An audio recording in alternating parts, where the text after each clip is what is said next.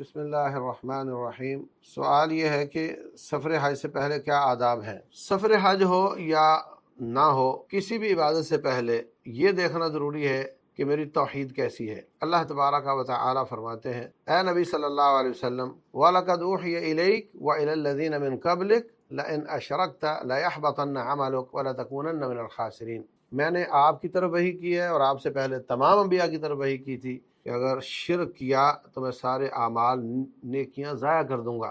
اب رسول اللہ صلی اللہ علیہ وسلم اور سابقہ انبیاء وہ تو اللہ کی ڈائریکٹ نگرانی میں ہوتے ہیں، ان سے تو شرک صادر نہیں ہو سکتا، تو ان کا بول کر اللہ تعالیٰ نے ہمیں سمجھایا ہے کہ اگر ہم ان کو یہ بول سکتے ہیں تو آپ کون ہوتے ہو؟ تو جو شخص شرک کرتا ہے اللہ تبارک و تعالیٰ کے برابر کسی اور کو سمجھتا ہے، صفات میں یا عبادت میں یا عنایات میں، کسی قسم کی عنایات کوئی اور دیتا ہے اللہ کے سوا، عبادت کسی اور کی کرنی ہے، یا اللہ کی جو صفات ہیں اس جیسی صفات کسی مخلوق میں سمجھتا ہے، تو ایسے شخص کی کوئی نیکی قبول نہیں ہوتی اور حج بھی اس کا قبول نہیں ہوتا۔ نمبر 2، نیت کا اخلاص۔ تو کسی بھی نیکی میں آپ نیت اللہ کے سوا کسی اور کی کر لیں گے تو وہ ضائع ہو جائے گی۔ حج میں اگر آپ ہار وار ڈال کے تصویریں بنا رہے ہیں اور حج کے دوران بھی جا کر کے انگلیوں میں تسمیہ پھنسا کے تصویریں بنا رہے ہیں اور فیس بک پہ ڈال رہے ہیں، تو پھر آپ کا کیا مقصد ہے؟ آپ کس مقصد کے لیے گئے ہیں؟ اس لیے وہاں موبائل کو صرف اپنے گھر والوں کو خیر خیریت بتانے تک رکھیں، باقی آپ عبادت کے لیے گئے ہیں، زیادہ سے زیادہ وقت عبادت کو دیں، اور یہ تصویر کشی اور ریاکاری اور خود نمائی یہ کام بالکل نہ کریں، نہ جانے سے پہلے نہ جانے کے بعد۔ اسی طریقے سے جو عبادات مال سے متعلق ہیں وہ بھی اور دوسری بھی، حرام خور کی عبادات قبول نہیں ہوتی۔ سب سے اعلیٰ ترین عبادت اللہ کی دعا ہے، اللہ سے مانگنا، اور رسول اللہ صلی اللہ علیہ وسلم فرماتے ہیں ایک شخص پراگندہ حال ہے، بال بکھرے ہوئے ہیں، کپڑے گندے ہیں، سفر سے آیا ہے، لمبے لمبے ہاتھ کر کے لمبی لمبی دعائیں کرتا ہے، یا رب یا رب یا رب کہتا ہے، رب فرماتے ہیں میں اس کی دعا کیسے قبول کر لوں؟ کھانا تو اس کا حرام کا ہے، پہننا اس کا حرام کا ہے، غذا اس کی حرام کی ہے، اب میں اس کی دعا کیسے قبول کر لوں؟ تو دعا افضل عبادت ہے اور حج بھی عبادت ہے، تو حرام خور کی عبادات قبول نہیں ہوتی الیاذ باللہ۔ تو چاہیے کہ اس کا روٹین میں بھی کھانا پینا حلال کا ہو اور حج کے پیسے بھی اس کے حلال سے جمع کیے ہوئے ہوں۔ میں بڑا پریشان ہوتا ہوں جب یہ دیکھتا ہوں کہ جوئے اور سود کے ساتھ حج کرایا جا رہا ہوتا ہے، پیسے پہلے جمع کر لیے جاتے ہیں، ان کو بینک میں رکھ کر اس پر سود حاصل کیا جاتا ہے اور پھر اس کو حج کروایا جاتا ہے۔ اور لاٹری جناب، بڑے بڑے اچھے لوگ بھی لاٹری کہ آپ یہ کام کرو گے تو آپ کا قرآن دازی میں نام نکلے گا تو ہم آپ کو عمرہ کروا دیں گے، حج کروا دیں گے۔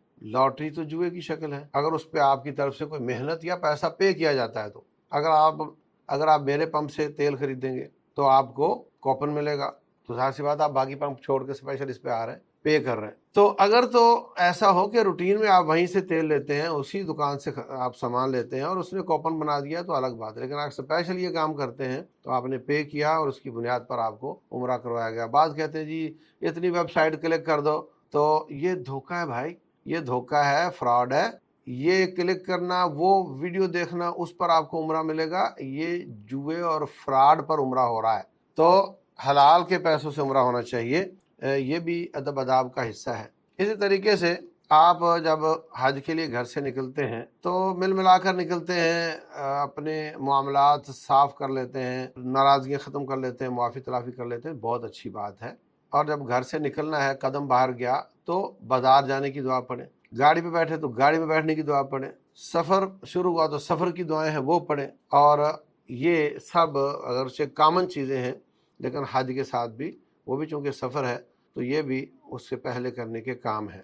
اپنے جسم کی صفائی وفائی، ناخن بال وغیرہ سب درست کر لینے چاہیے، اور جو احرام ہے وہ پہننا تو آپ جہاں سے چاہیں پہن لیں، گھر سے پہن لیں، یا بہتر ہے کہ ایئرپورٹ کے سارے کارروائیاں مکمل کر کے ویٹنگ ہال میں پہن لیں، لیکن نیت آپ نے وہاں سے کرنی ہے جب جدہ سے 20 منٹ پہلے وہ اعلان کریں گے کہ ہم میقات سے گزر رہے ہیں، نیت وہاں سے کرنی ہے، لبیک وہاں سے کہنا ہے، اور اسی وقت سے آپ پر پابندیاں شروع ہوں گی۔ اپنے گھر اپنے شہر سے آپ نے یہ کام نہیں کرنا۔ البتہ اگر کسی کی فلائٹ ڈائریکٹ نہیں ہے جدہ کی تو پھر وہ مدینہ پہلے جا رہا ہے یا قطر پہلے جا رہا ہے، تو وہ وہاں سے احرام باندھ سکتا ہے۔